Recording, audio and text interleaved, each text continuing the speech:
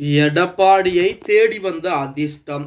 நண்பர்களே, அதிமுக தொண்டர்களாக இருந்தீங்க அப்படின்னா மறக்காம நம்ம சேனலை சப்ஸ்கிரைப் பண்ணிக்கங்க. அனைத்திந்திய அண்ணா திராவிட முன்னேற்ற கழகத்தை பொறுத்த வரைக்கும் ஒரு கடல் போன்ற ஒரு இயக்கம். அந்த இயக்கத்தில் தான் ஒரு சாதாரண அடிமட்டத்தினோட உச்சகட்ட பதவிக்கு வர முடியும் அப்படிங்கிற விதிகள் என்பது இருக்கிறது. அதன்படிதான் எடப்பாடி பழனிசாமியும் பொதுச்செயலராகி இருக்கிறார் அப்படின்னு கூட. ஆனால் எடப்பாடி பழனிசாமிக்கு அவர் உழைப்பையும் தாண்டி அதிர்ஷ்டம் என்பது அவ்வப்போது வீசிக்கொண்டுதான் இருக்கு. எனது 2026 சட்டமன்ற என்பது எடப்பாடி பழனிசாமிக்கு மட்டுமல்ல, அதிமுகவிற்கு வாழ்வா சாவா அப்படிங்கிற ஒரு தேர்தல். அடுத்தடுத்த தேர்தல்களே தோல்வி, கிட்டத்தட்ட 10 தேர்தல்களே தோல்வி அப்படிங்கிற மாதிரி சொல்லி கொண்டிருக்காங்க. அப்படி 10 தேர்தல்களே தோல்வி அடைந்தாலும் இன்றும் தமிழகத்துடைய எதிர்க்கட்சி தலைவராகவும் எதிர்க்கட்சியாகவும் அதே போல தமிழக மக்களுக்கு ஏதேனும் ஒரு பிரச்சனை என்றால் முதல் ஆளாக குரல் கொடுக்கக்கூடிய கட்சியாகவும் அதிமுக இருந்து கொண்டுதான் இருக்கிறது. இப்படிப்பட்ட ஒரு சூழலில் எடப்பாடி பழனிசாமியை பாஜக மறுபடியும் கூட்டணியில் இணைத்தது ஒரு அதிர்ஷ்டமாகத்தான் பார்க்கப்படுகிறது அப்படிங்கிற தகவலை பார்த்தீங்கன்னா, நமது அதிமுகவுடைய துணை பொதுச் செயலாளர் கூடிய KP முனுசாமி அவர்கள் நேற்று தினம் சேலம் மாவட்டத்திலே ஒரு பொதுக்கூட்டத்திலே தெரிவித்திருக்கிறார். 2024 நாடாளுமன்ற தேர்தலிலே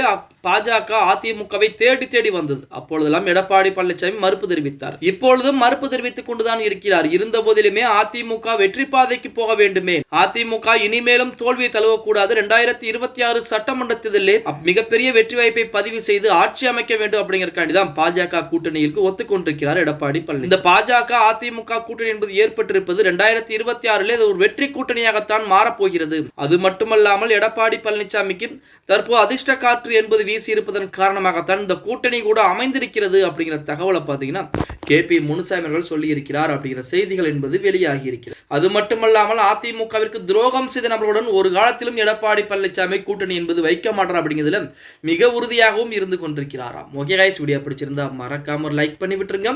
அப்படி இந்த வீடியோ ஃப்ரெண்ட்ஸ் அண்ட் ஃபேமிலிக்கும் ஒரு ஷேர் பண்ண மறந்துடாதீங்க.